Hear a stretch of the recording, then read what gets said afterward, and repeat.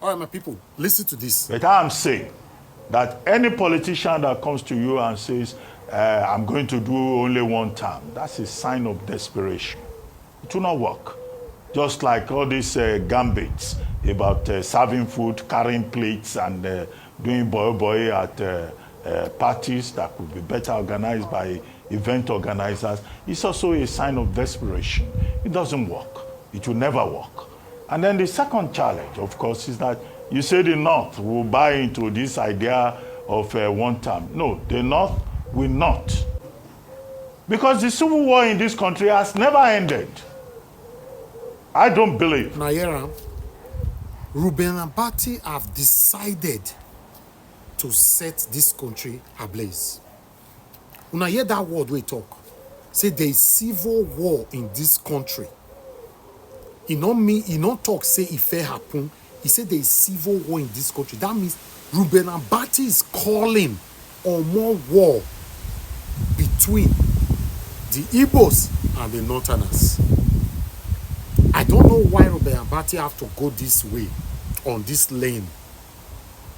The switch is very, very suspicious. Yes, the switch of the submission of this full video one I want to watch so from Ruben Abati is very, very suspicious. But let's watch it together. But I'm saying that any politician that comes to you and says, I'm going to do only one term, that's a sign of desperation. It will not work. Just like all these gambits about serving food, carrying plates, and doing boy at parties that could be better organized by event organizers, it's also a sign of desperation. It doesn't work. It will never work. And then the second challenge, of course, is that you say the North will buy into this idea of one term. No, the North will not. Because the civil war in this country has never ended.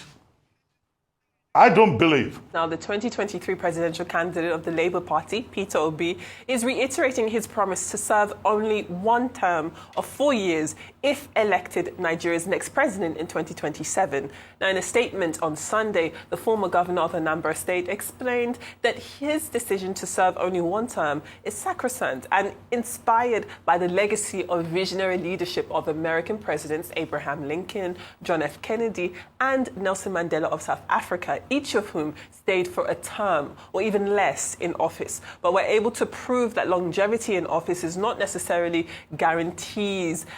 something that guarantees success, but rather it is how impactful and purposeful the leadership. That is what matters most. Now, responding to critics of his decision to serve only one term, Obi said that they should desist from judging him by their own corrupt standards, stressing that his word is his bond. Where do we start from? Sumna Sambo. Let's deal with the Peter Obi issue first.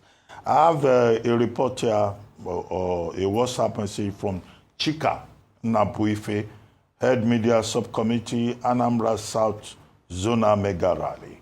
He used to be my colleague at The Guardian.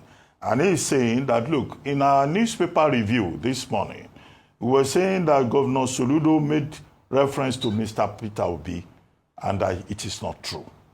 And that the whole story about serving one term has nothing to do with Mr. Peter Obi, that Governor Soludo was referring to opposition candidates from the Anambra South Zone in the state who are talking about serving only one term. And he says, this has absolutely nothing to do with Mr. Obi.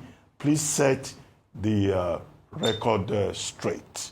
But apart from this complaint... Did you mention Anambra? From Anambra, right? Oh, okay. During the newspaper review, I don't think we mentioned Anambra. No, not your review. Oh, okay. I think the review at the beginning of the show. Yours, I'm with you. yeah. I'm sorry. My apologies.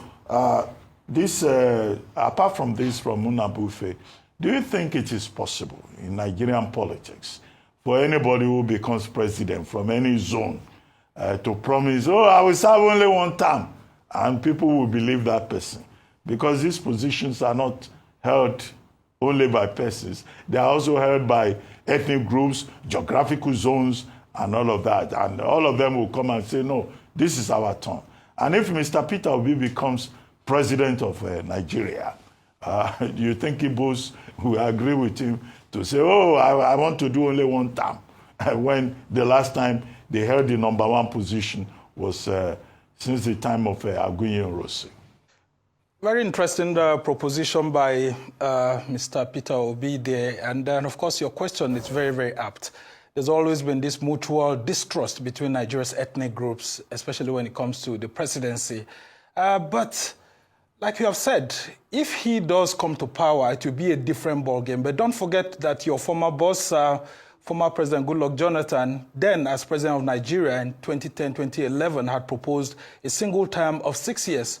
Having seen how the presidency is being used like a football to be kicked around the 6 geopolitical zones, he has said that, look, if we want this country to move better and for us to achieve this rotational presidency, I think one term of 6 years will be better. And so that's the context from which I'm saying this proposition by the former Labour Party presidential candidate in 2023. And he's putting his integrity at stake. And, you know, it's like advertising. Peter Obi is pitching to the north and pitching to the rest of the country. But what I want to say is that Nigerians should critically take a look at it. They should give it a huge consideration, considering the challenges that we have right now.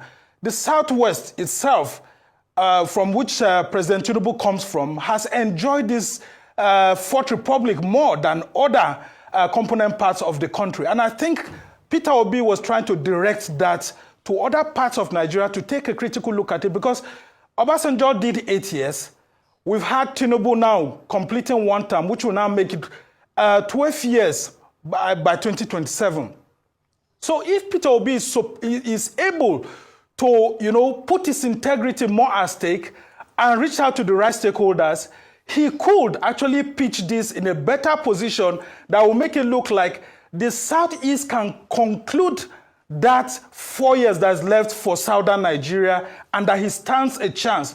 People should hold him by his integrity. Yes, of course, he actually did well in the last presidential election and his integrity is at stake. But the major problem that I have with him is not this pitching that he has brought in place. It's for the fact that he's confusing his followers, his supporters at the moment, because they don't know whether he's in ADC or he's still in Labour Party.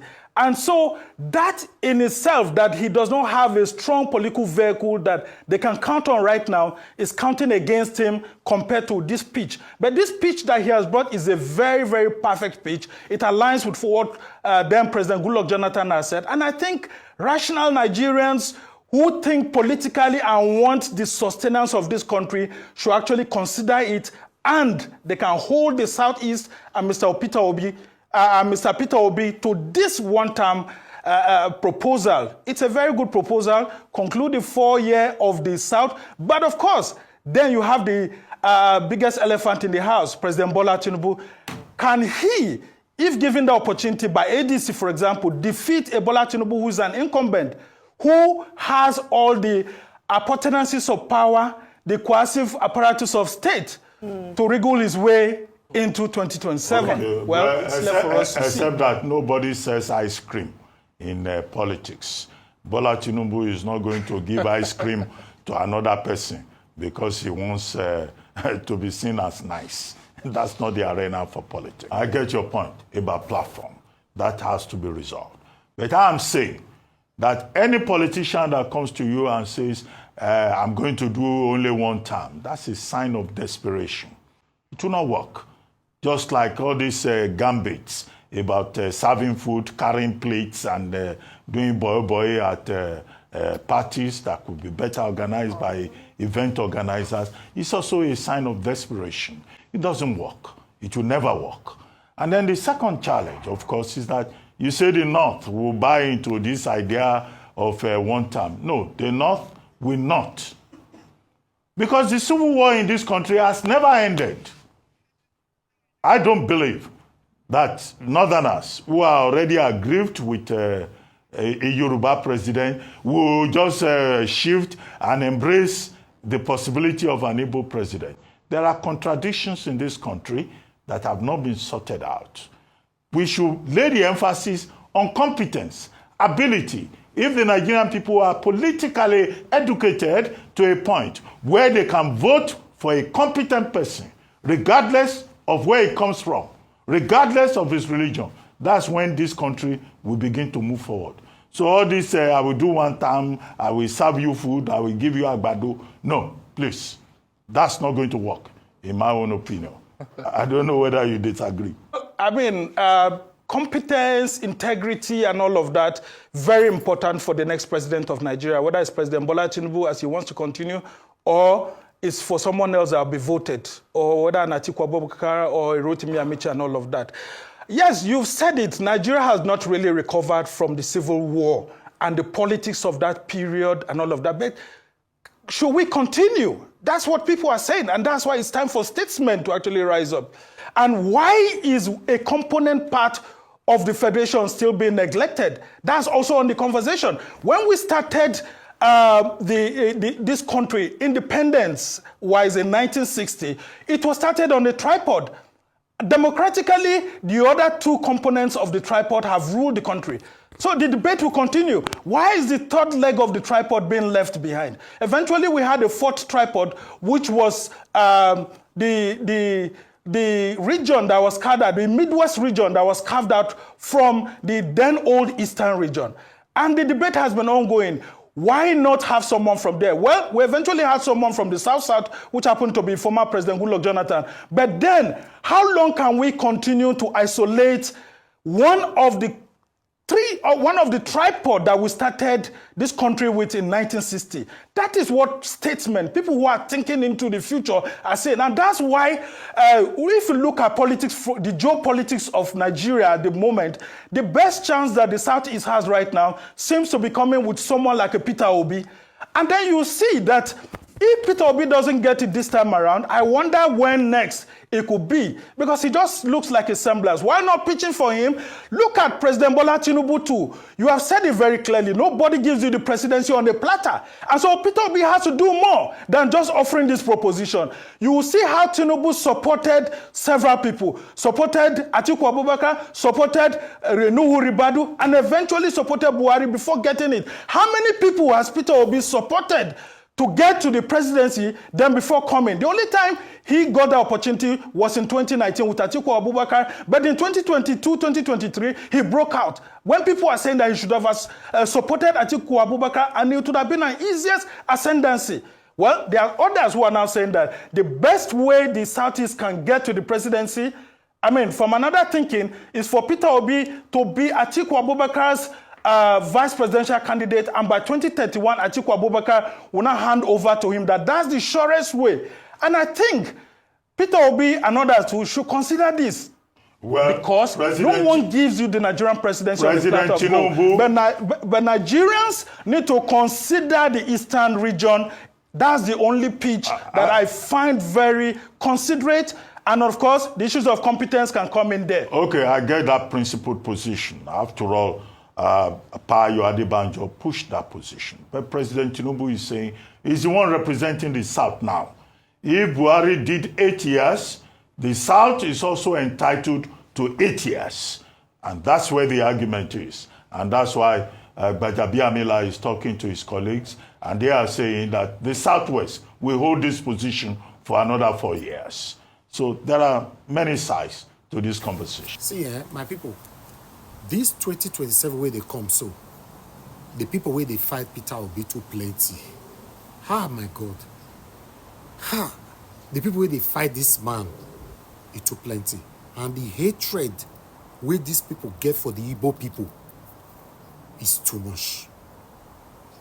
With the sound of Reuben Abati, it's obvious that Reuben Abati don't ever want the Igbo man to be the president of the Federal Republic of Nigeria. That's my understanding after watching him this morning. In fact, we're going to be talking about this extensively tonight on NAIJA Watch Live broadcast, 7 p.m. Join us and let's talk about this whole thing that's affecting you and I. Take care, guys, and bye for now.